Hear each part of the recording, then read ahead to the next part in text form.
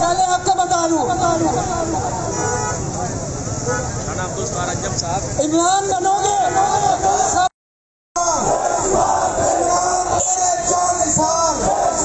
कौन बचाएगा पाकिस्तान, कौन बचाएगा पाकिस्तान।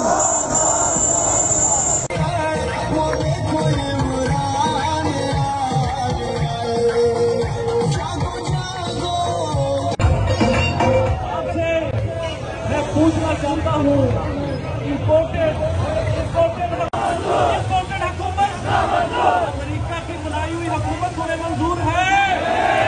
अमेरिका की बनाई हुई उसके ये चीले चक्के तुम्हें मंजूर है?